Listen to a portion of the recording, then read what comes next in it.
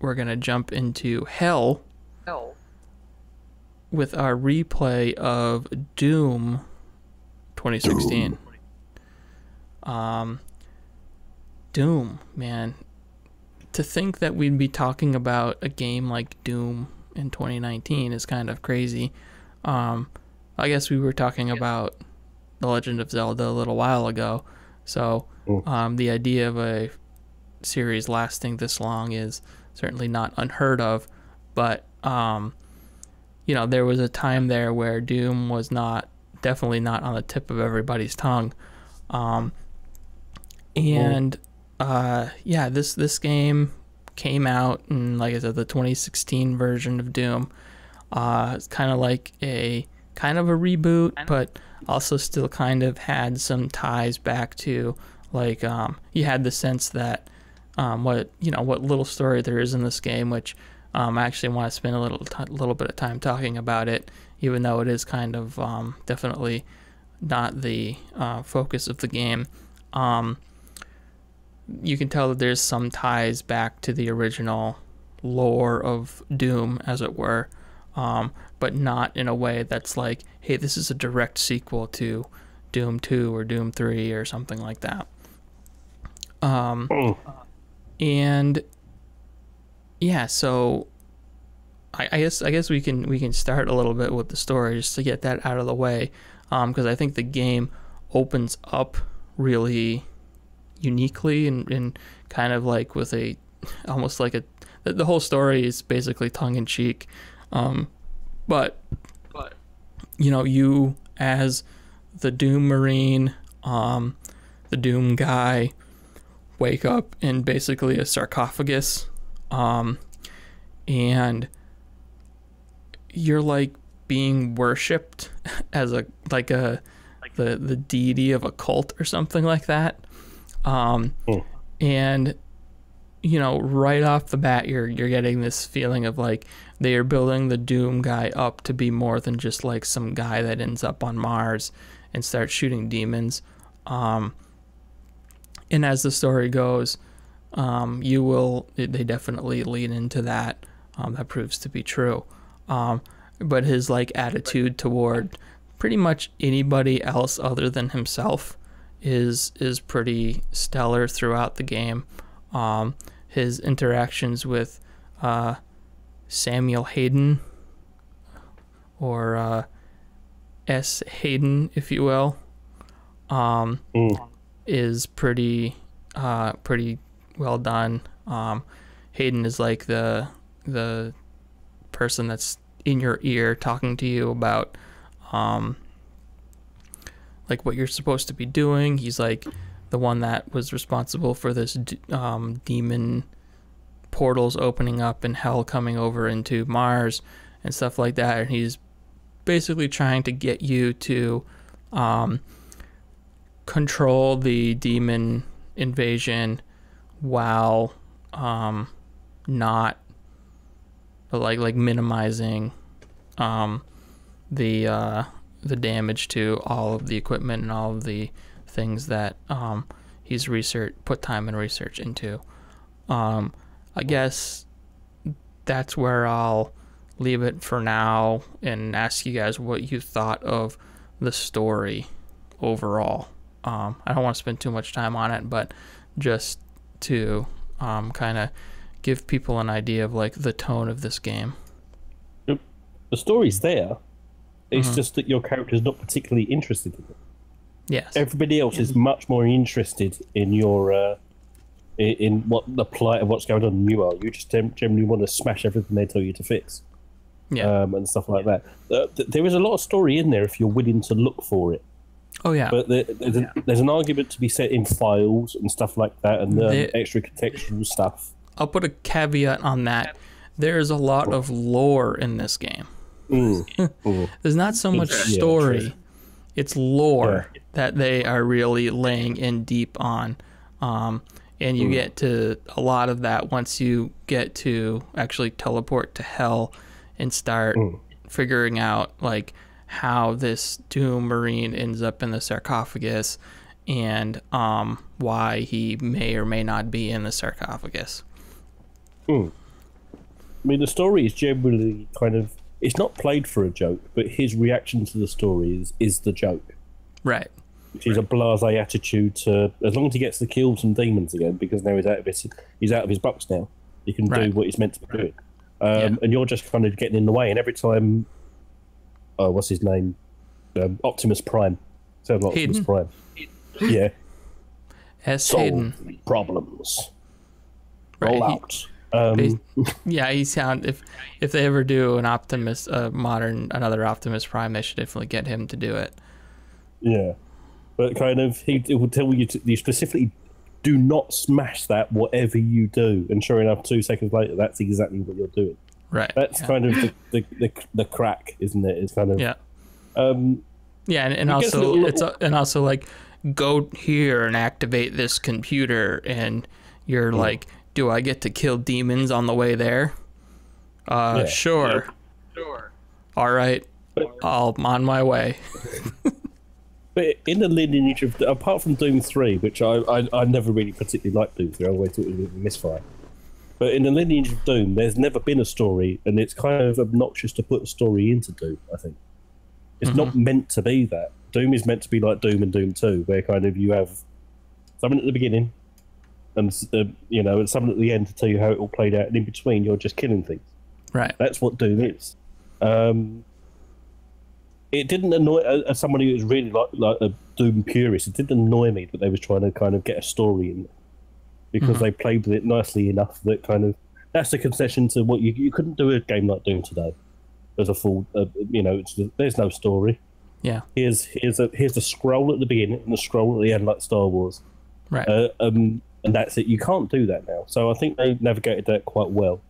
And like they kind of sum that up like right at the beginning, where you first start talking to Hayden on the computer, and he's like, blah blah blah blah blah. The demons have invaded, and I need you to help me do this. And your character's Doom guy's listening, and then as soon as he starts to get into like, and it's really, we can really help each other out on this and stuff like that, and then he just chucks the computer away and walks out the door. And then he does pretty much the same thing when you're going up the elevator, and of course you get the perfect late title card. Jesus. That like, and like, if you don't understand the tone of the game in like those first 20 minutes, then it's probably not going to click with you, but like the shotgun cock, like right at the moment, cap on E1M1, the chink, and then if that doesn't get you off and you're a Doom fan, then forget it. You're probably not going to like it. Basically. And that's what you felt like they were doing with a lot of it, was like, hey, we know that the Doom guy is basically Master Chief, and we know that Halo has done the big alien story, and we know that you're really just here to shoot stuff, but let us have a little bit of fun here, and tell you a story, but also make you laugh at the same time, because it's so absurd that all of this is happening, and you're just kind of, your character is just kind of like so blasé about the whole thing. And from what I hear of Doom Eternal, they're definitely going down that same road with that. They're just kind of doubling down on it, which I think is a good thing, because those were some of the, at the end of the day, those are some of the big takeaways from Doom 2016 that kind of separated it a little bit from all of the other self-serious shooters that are out there. And then of course there's the whole Doom Slayer lore and everything that they get into, which is actually, I'm not even joking about this, actually a little interesting. like the way they get into it and everything like that. I remember I was, when it came out, somebody was like, you know, I really liked the game and everything like that, but I was really disappointed when you never actually got to fight Doomslayer. And I was like, well, you're Doomslayer. Because then I realized that I was like, the way that it words it, it doesn't actually come out and say that you're this thing. It just kind of assumes. It doesn't have to. It just kind of assumes that you're going to connect everything together. Yeah. And I was like, I could totally see like how they could go down that road, because like it's almost presenting it as like, you know, this ultimate big bad that you're going to be fighting against. And it's like, no, my dude, you're the Doomslayer. You're the legend. But yeah, that is definitely didn't need to be there, but very appreciative that they went down that road. But what did need to be there was the shooting, which luckily, despite pretty much every reason for it to not have been good, with the whole like extremely cagey lead up to its release, like there was no public gameplay of this game released prior to release. There were like bits and pieces of rumors and like some leaked footage and stuff like that, but nobody knew going in like what this game was going to be before you could play it. And this was also a time when Bethesda was doing their, we're not sending out review codes, we want everybody to experience the game all at the same time, except for these people who you know, we pay to write good things about our games. So when this game hit and the campaign ended up being like the big talk of it, basically, was kind of surprising, and I think rightfully so, because as a first-person shooter in the modern context, it kind of took what was so great about not Doom 3 but the Dooms before, Doom 1 and 2, and not Doom 3. No, not Doom 3. Doom 3 was more of a horror game. It wasn't bad. It was a product of the time at which it came out. And maybe someday we'll go back to Doom 3 and have a deep conversation about that. Goes. Yeah, okay. And yeah, so it took at the time when Doom and Doom 2 and Quake even gets wrapped up in that, and even a little bit Duke Nukem and stuff. These were all about like really fast first-person shooters. Like this is where the arena shooter came out of. So you're talking about like maximum frame rate, maximum speed, just throw as much stuff on screen as possible, and you know, just go to town shooting everything. And we kind of went away from that for a long time, where you know, the technology of the games and everything like that, the graphics fidelity, blah blah blah blah blah, didn't allow for that many enemies to be on screen, for one thing. And we also went to a more slower type combat with when first person shooters first appeared on consoles with like Halo, and then later on Call of Duty, and stuff like that. So to have this kind of wrap around and be able to achieve this kind of like throwback to this original speed and franticness, but also incorporate these new elements into it, was like surpassed any sort of expectation that you could have had for it, right?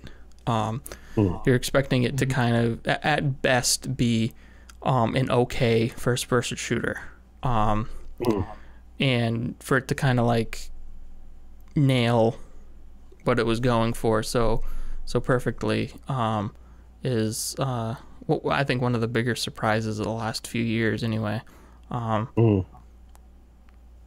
Yeah, what would you, am I overstating this, or is that what you kind of came away from it too? No, I'd say that's kind of how I feel too. The only thing I'd say is like coming back to it, it feels a little bit slower than I remembered. Yes. Like I went to hop back into it and I was like, okay, cool, this is gonna be fast. I'm kind of, because like I just jumped back into my file, which I'm probably a little bit past like halfway done, closer to the end. Okay. And I started going around and I was like, oh, this isn't as fast as I thought it was gonna be, but all right. Yeah. So now, so you jumped into the middle of the game. The game definitely has a slow start, which is something I was noticing when at first I started a new game, and got a couple like three or so levels in, and I'm like, man, this does take a while to ramp up because you don't have a lot of guns, you don't have a lot of abilities, because this is a game where you are actually acquiring abilities along the way. Like there's a double jump in this game, for instance, and those types of mobility abilities really open up the combat and make it faster. But if you're coming into the middle of it, you probably have a lot of those unlocked already. Yeah, I had a fair bit, and actually, like, I went in and I was like, wow, I actually got, like, quite a few points in here to use for, like, certain things, for, like, a couple weapon upgrades and a couple, like, skill point type deals. Yeah, and so I'm not sure about that, because I was playing it and there's definitely slow moments. It's a game where it throws a lot at you. You take out the enemies, and then there's the kind of like moving toward the next combat arena, basically. And I know you were talking about this before, Lee, that you weren't a big fan of the platforming challenges.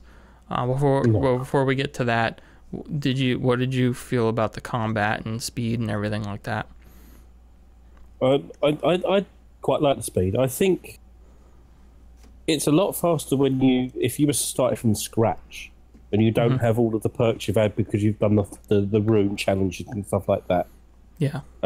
It's probably a lot faster because you're kind of you've got that stick and move thing going on that you always had from the originals. You know, you just keep fucking moving, just keep rotating around. 360 degrees obviously of it. So I think you notice the pace of it a lot more when you're beefed up from scratch, maybe, I guess. I think it's aged very well because we're in quite a kind of a very quickly consumable time at the moment, aren't we? Kind of things move so quickly, and it's like we're asking the question: has Doom aged? And it's only been 3 years. Right. But I think it's aged particularly well. I think it's quite nicely balanced.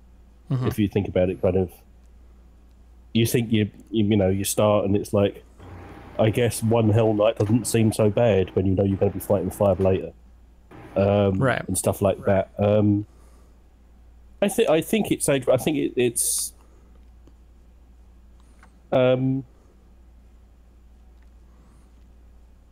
It does have those problems, though, like you say. I don't like the platforming stuff. I don't mind the platforming stuff when you can't die from it. I can handle it then. It's when you're outside. I don't like those sort of things. I think that's a concession they didn't need. Yeah. Don't give me Falls of Death in a Doom game. What the hell is that? Yeah. there's never been a thing, and now it's that wasn't necessary, that wasn't needed. I think gunplay was a good, decent selection of weaponry. It's still quite interesting to use. Yeah. I'd like to don't know, but this is the problem that I think that the new one will solve. I do feel like once you've started unlocking all of your weaponry, it can fall into that thing where you're only really using 2 weapons. Yeah, that was one thing I was going to say, is that the weapons, that as big of an arsenal as there is, I feel like there's almost too much. And it's very difficult, at least through one playthrough, to feel proficient with all of the weapons and know exactly when you're supposed to be taking them out. Yeah. You could probably easily go through that whole game with the assault rifle and the micro missiles, the bottomless micro missiles, easily. The what? I would suggest the assault rifle with the unlock where you got, because it shoots the micro missiles that stick into things, and then you get the perk that unlocks bottomless, which means you can just fire them as much as you like. Yeah, see, I don't actually use the assault rifle at all. Oh, you will now. This is micro missile heaven. I just didn't like it very much. I used it. I'll use it for weakening up the small dudes in order to get the glory kills, but then I'll be on like the super shotgun like most of the time, and then I'll whip out like the chain gun to take down the bigger dudes, like if I get like a quad damage or something like that, because that'll just mow everything. Like that'll take down the Hell Knights and everything, and like just a burst if you got the quad damage on. The assault rifle I used, like I had tried the micro missiles, and I for some reason just didn't like it very much, so I kept with the scope, so I could take dudes out from a distance. If you go down that path of unlocking, you get to the bottom and it gives you kind of unlimited micro missiles, so you end up not really using it as a machine gun anymore. You're choosing a micro rocket launcher, but it's kind of almost like a machine rocket launcher, so it's just dead. But there are guns that you will kind of just happily never use, like the Gauss rifle. So what? You don't care. The Gauss rifle, that's the sniper rifle. Yeah. You see, I use that too. Oh, maybe I'm just bored of all the weapons. I don't know. I don't know. I use that is a killer for I don't know what they're called. They're the big fat guys. The Mancubus. Yeah, they're killers for that thing. If you charge it up and blast them in the head, that'll take them out in like 2 shots. Like I don't use the rocket launcher very much, which is crazy when you're talking about Doom. You know what? Maybe I do use the weapons more than I think I do, because I use the plasma rifle a lot for the stun. You can stun them and then switch to, well, like I would stun the Mancubus, and then I would switch to the sniper rifle and take my shots. Yeah, I don't know. Maybe I do use the weapons more than I think I do. I guess, and about talking about that, what difficulty is everybody playing on? The middle one. Hurt Me Plenty, I think? Yeah, Hurt Me Plenty is kind of like your normal. Yeah, that's what super easy, normal. That's what I started on, and like that's what I played through the first time I played through the game back when it came out. But I've found myself switching it up to ultra violence. That's what I'm playing on, is ultra violent. Because I wasn't finding it. I wouldn't say challenging. I was just finding it like it was like the encounters were over too quickly. And one thing that I like about the game is For one, it's chapter based, so you can just jump into a chapter wherever you want. So like I completed the game, so I have them all unlocked, so I can just hop in wherever I want to hop in. And then it tracks all of your progress within that chapter, so it'll like give you stats based on how quickly you completed that chapter that time, how many, so there's like secrets and stuff to find on the map, which I hope they do a better job with the map presentation in Doom Eternal, because I haven't really done a whole lot with the secrets and everything because of the way that the map's presented in this game. That weird pseudo 3D thing. Yeah, the pseudo 3D, and I don't really have a problem with that. Like I think like Metroid Prime did a good job with the 3D map and stuff like that. I just think that the way you move and the way that the map is presented in this particular game is not very good. It's very confusing and hard to tell where everything is. But yeah, there are secrets to find. There's like you can collect little Doom guy dolls, and you know, all sorts of like weapon caches and hidden upgrades and stuff like that. And it, from what I've seen of like the coverage of the new one, that game's gonna kind of double down on that, like actually give you side arenas to fight in for special items and stuff like that. Oh, nice. Yeah. So like we kind of glossed over like actually what the combat flow is.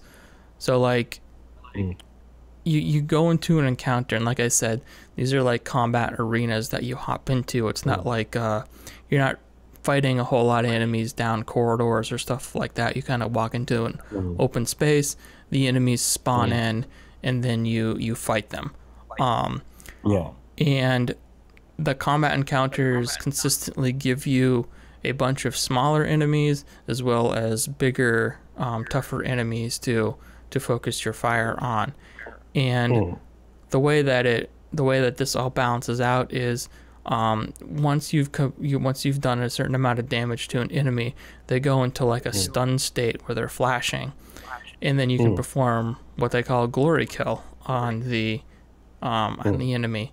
And this is like, it's kind of like a finisher move where you kill them in some gruesome way. And what this does is, obviously it kills them, and you get the cool like violent thing, the kill that looks is all bloody and shit like that. The whole Mortal Kombat aesthetic. Whatever if that's what you're into. And then all of these items like ammo and health and stuff like that just spill out of them.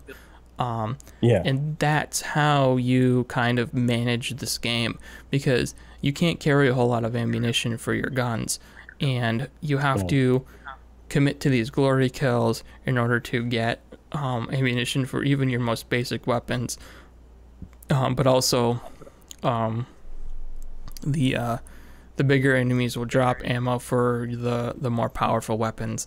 And you know, they're harder to get into the stun state, as it were. So basically your flow ends up being put some shots on the big main guy, go for this little guy, tear him apart, and refill your health and pick up some ammo, focus back on the big guy. And then at this point, maybe you've weakened, like in crossfire and everything like that, you've weakened another little guy. You can glory kill that dude, refill your reserves. You know, that's like the main way that you're getting health as well. Because you're getting hit all the time. Like this isn't a game where you're not going to take damage. And then eventually you're going to whittle down the big guy. And, you know, this isn't just the big guy that's sitting there doing nothing. Like, the Hell Knights are, like, running around the map, jumping and slamming into the ground. All of this is happening in, like, you know, in a matter of seconds, and is happening over and over and over again throughout the combat encounter. and then you'll get the Hell Knight into his glory kill state. You tear him apart, and he'll just like spill out all of this stuff, and maybe that'll be enough to get you the ability to take out your chain gun and then start wiping the floor. And then you have the chainsaw. Like, oh, there's a chainsaw in this game. This is like a super advanced, like futuristic Mars facility, but they still have a chainsaw, you know, to take down all those trees that you may need to cut down on Mars. And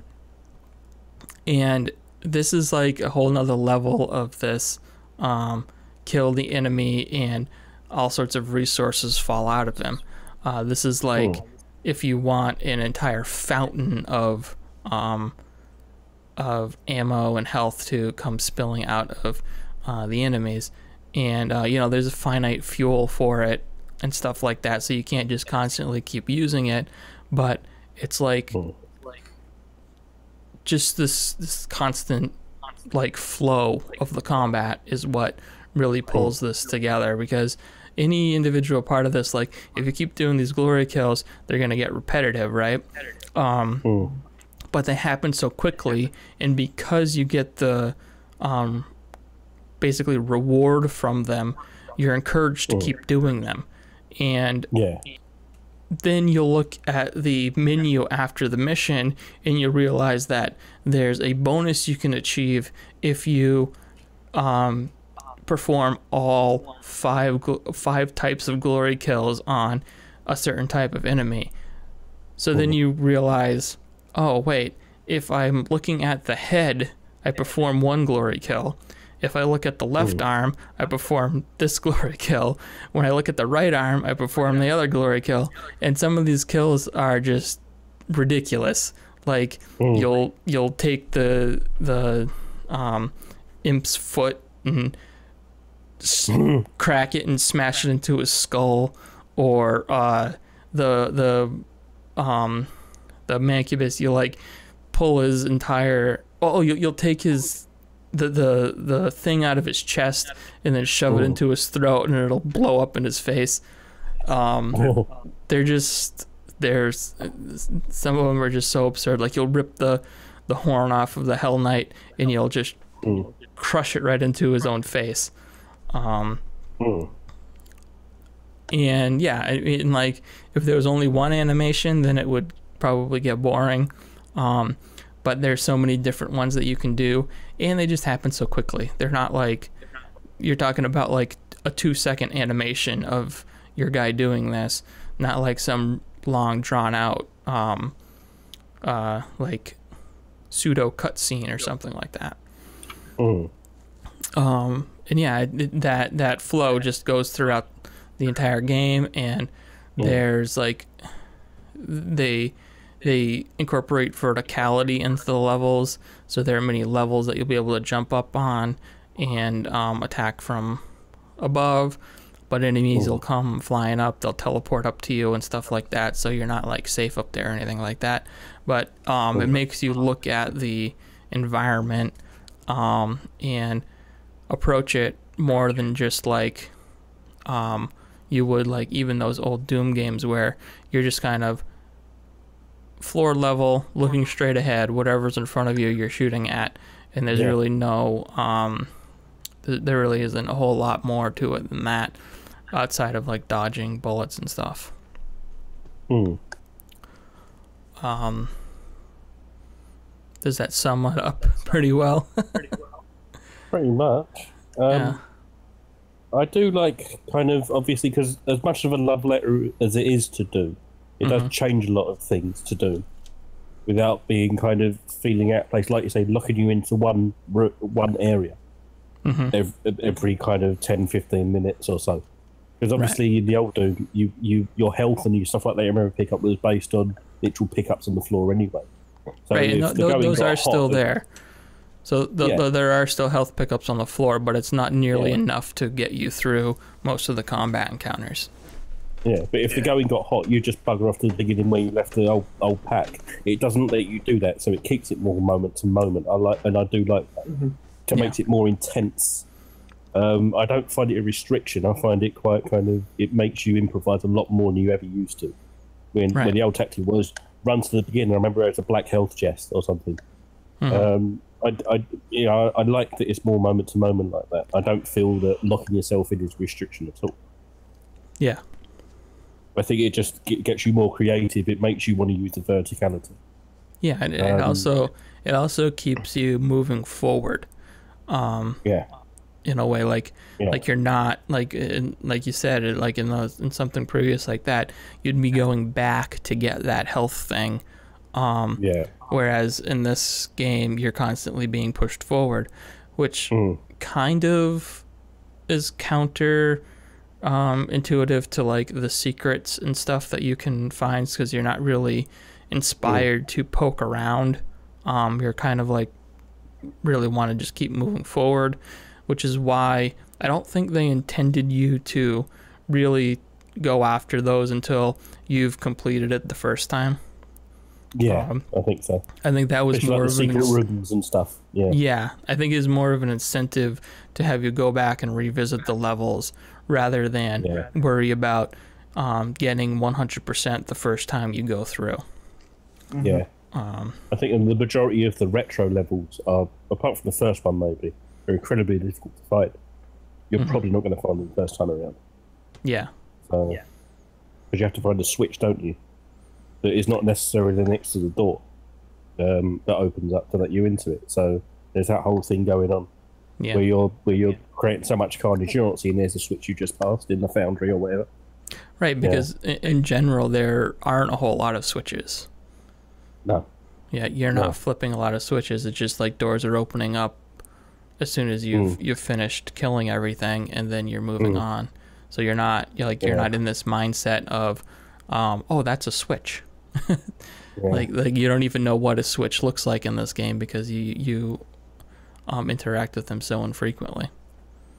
I like that like I say, just a retro thing. That is kind of obviously this is id. And Wolfenstein is Machine Games.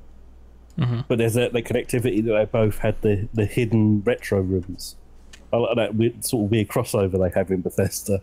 Because they're not even the same team, but they still do the same kind of cute thing. Where it's like, oh look, it's the pixel. Well, they did that in the original Rage too.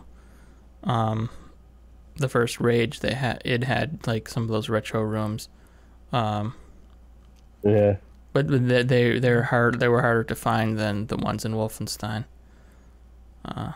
Yeah, true. And then so when this game came out, it had the multiplayer component with it, and that was actually developed by out of house, not at id, and because of the legacy of Doom and Quake. And Quake Arena, which spawned like Unreal Tournament and stuff like that.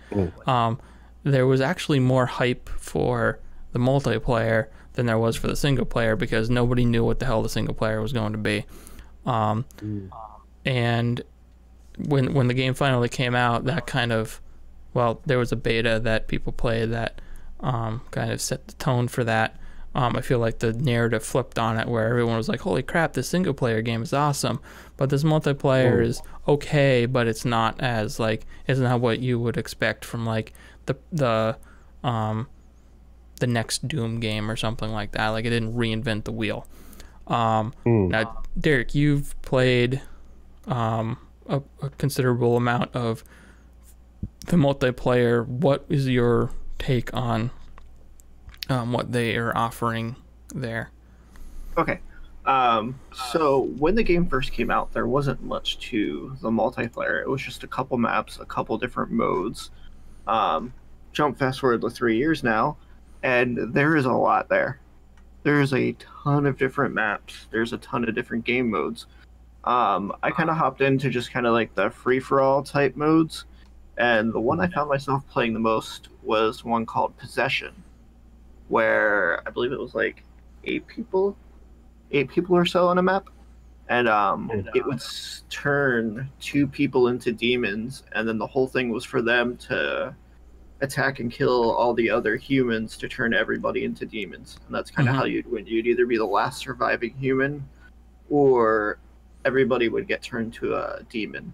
And for it being this later in it, like, connectivity to games was fast. Like, I didn't wait around. There was no like 10-15 minute waits. It was like maybe 3 minutes at the most one time to get into a match. A consecutive amount of people playing. Servers were stable. There was no like real rubber banding or any like big issues with it. It played smooth. So the multiplayer has definitely come a long way from what it was when it had launched. Okay, well, that's good to hear. Ooh. And you were able to get into a match and everything like that? Yeah, like I'm pretty sure with this revisit, I played more multiplayer than I did the actual game. Okay. Because I kind of like jumped in there, and then I got addicted to that possession game, and I just kept playing that. And the next thing I know, I've been in there for like 4 or 5 hours, and I was like, "Damn." Yeah. All right. Yeah, I remember the consensus being that like I said, the multiplayer wasn't bad. It just wasn't, like, especially compared to what the campaign ended up being and what you would expect from like a follow-up to Doom. Didn't really hit all those buttons, but like it was more in line with what audiences would expect from a modern first-person shooter multiplayer rather than a throwback or something like that. So I didn't really get too much into it, but I do know that there were obviously like you and plenty of other people that did enjoy it. So that's good to hear that it's still going and they put some work into it. Interestingly, the next Doom Eternal, the multiplayer is going to be developed by id, so it'll be interested to see what that ends up being. They announced a little bit about it. They talked a little bit about it at their E3 presentation, but I guess they're going to be showing it more later on. So we'll see what that ends up being. Yeah, so I guess, like, I mean, this was one of the reasons why I was excited about Rage, actually, was because I felt like we were going to be getting a taste of Doom Eternal before Doom Eternal came out. Because the shooting and stuff looked and was all, I mean, being developed by id.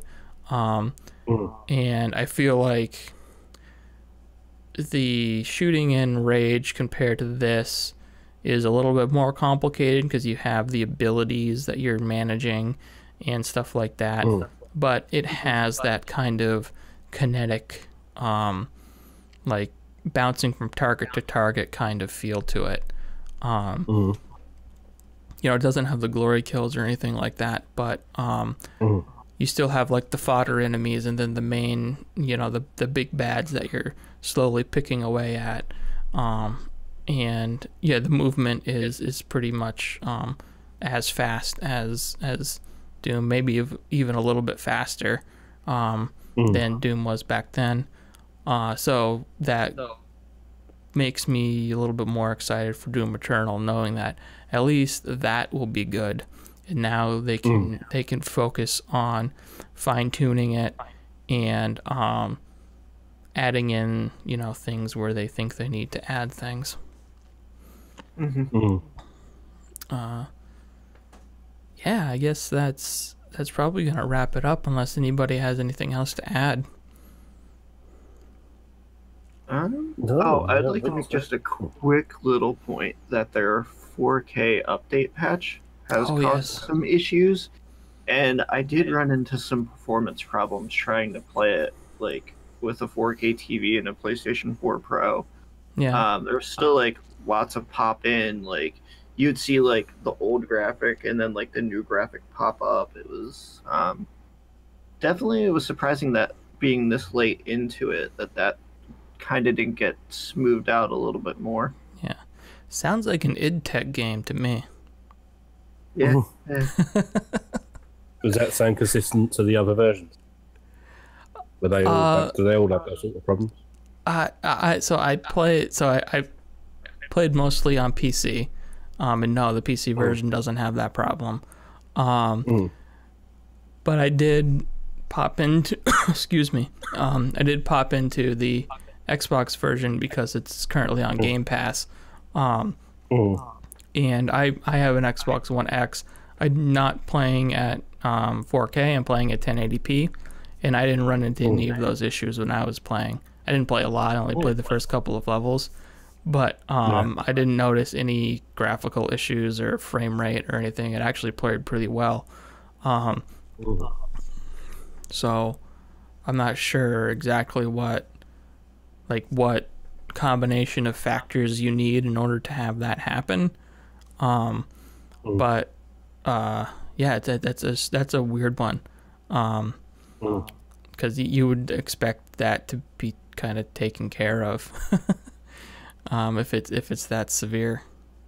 Yeah, and there's no like real way to tell like, hey, is this actually in it? Like, what did you do? Because there's like, you don't have like a 4K setting, or like you'll see in some games you want it 4K, do you want it 1080p? Yeah. You know, does it have HDR? Does it not? Like, there's none of that besides the settings you get from Doom itself. This game came out before those new consoles were even announced, so the fact that there is even a patch for it is kind of yeah, that is true too. It wasn't required of them to do it, but I guess let's put it that way. And there's a lot of games that didn't put out any sort of enhanced version for the mid-step consoles. Speaking of performance, has anybody played the Switch version? No. I'm still not quite sure, because that runs at like less than half of what the other versions do. Understandably, because obviously it's not as powerful of a machine. But I'm not sure what the point is, because the whole thing of it is about speed, isn't it? And kind of the maximum, getting the maximum out of it. Which is like getting that 60 is key. I mean, yes, normally I'd be like, oh yeah, 60, you gotta hit 60. But there is solid, consistent, all the time, 100% 30 is pretty good. Like, when you start to run into issues with something locked at 30 is when it starts to dip below that. That's where it really starts to be a disaster. Did they fix that then? Because it did dip below 30, didn't it? I don't know. They were just I think people were just impressed it was on there. But yeah, it did dip below 30. Yeah, it wasn't locked. I don't. Didn't maintain it. Yeah, locked and being able to maintain it aren't necessarily the same thing. Locked means it won't go above it. I don't know. I don't really know too much about the Switch version. I think it was probably more of like a test case to see what they could do. Same thing with Skyrim, but that's Skyrim, so it also sold 1 billion copies. It's because they put Wolfenstein on there too. I don't know. But I think that's less reliant on the speed, though, isn't it? There's a lot of stealth and slower sections. I guess in what was it, 2 they put on there? The new Colossus, I believe they put on there, and the new one's going to be on there too. The Youngblood, which is soon, isn't it? Yeah, next month or this month, July. We're in July. Oh wow! I imagine we'll be looking at that at some point. Yeah, I think so. I think I'm probably gonna pick it up, as long as the word is good. I believe it's relatively cheap. I think it's like half price. I think. It's like a 30 game, a 30 spot, $5 more than Cadence of Hyrule. So make your choice: Zelda or Wolfenstein. Another two series that have probably been around as long as each other. And we're talking about them here in 2019. Wolfenstein, yeah, Christ, because there was Wolfenstein before the 3D ones, wasn't there? Yeah. Yeah, I think Zelda is older than Wolfenstein, but only by a few years. Yeah, I'm sure there was like 983, 984. There was some Wolfenstein games. Fun facts. Yep, fun facts. It's good though, you know. But it's like, yeah, okay, these games have been around forever, but they have consistently kind of reinvented themselves over time. It's not just like the same rehashed thing. Like Wolfenstein's completely changed the tone of it and everything like that. Doom's, you know, the same fast shooting, but done with, it has its own modern twists on it. And you know, Zelda has most recently probably the most famous reinvention of a long-running series. With Breath of the Wild. It always seems so fresh. Yeah. Well, I guess that's gonna wrap it up. We'll be back at some point with whatever our next replay game is, and someday I'm going to talk about Outer Wilds someday, but it's not going to be today because I'm still working through it. But this is like, it's like a slow simmer game for me. It's like I'm slow burning it. I'm jumping in every once in a while, playing for a couple of hours and dipping back out. It's a good game for that. But I will have my thoughts on that at some point. What are we? I know we've got Youngblood coming up. Is there anything else short term that we're looking forward to? Yes. Ultimate Alliance 3 and Dragon Quest Builders 2. Okay. Just Youngblood for me. Okay. Weren't you interested in Ultimate Alliance? That's after, isn't it? Just a little bit after. I think. Comes out the 12th, I think. Oh, all right then. Yeah, Ultimate Alliance as well. 12th or 19th, I could be wrong. Now that you get that Switch, right? I'll be having a look. Yeah.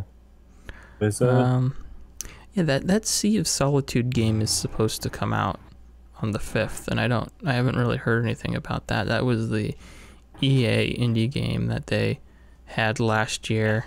They talked a little bit about it this year. It's actually kind of not dissimilar to Sinking City, where you're sailing around on a boat in a sunken city, but it's a little bit more stylized, a little bit more less Cthulhu, I guess I would say. Yeah, that's all I got too. Stranger Things season 3 coming out. Yes. Yeah. Good for you. I'll watch it one day. Yeah, I think you'd like it. I'm not sure. It has, you know, that 80s horror vibe to it. Actually, speaking of that, I just got the Dungeons and Dragons supplement for it. Oh, okay. So you can kind of run their story as a little mini session. Cool.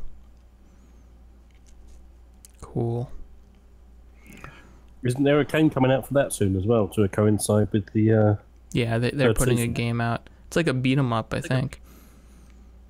Oh, I know there was a mobile game, but yeah, that's coming out. I have that down for the 4th, July 4th. So the same day that season 3 is dropping on everything. So PC, Switch, PlayStation, and Xbox.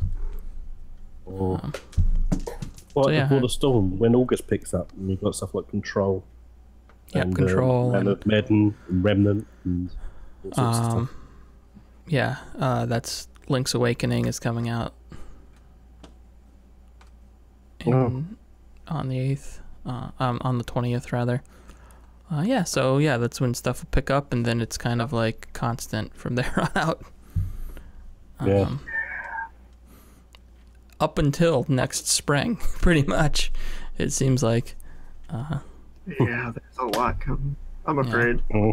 Yeah, My wallet is not going to be happy. No. All right. So that's going to do it for today. Thanks, everybody, for tuning in. Thanks, guys, for hanging out. And thank you. We'll be back next time. Yep. See you later. Peace. Thank you for joining us on this very special episode of Voxel Viewpoint. If you'd like to hear or see more, please consider subscribing to us on your favorite podcast app, subscribing to us on YouTube, or visiting voxelvoice.com, where all of our great content comes together in one place. Also check out the Voxel Voice Facebook group, where you can join in on the discussion with a great, like-minded community.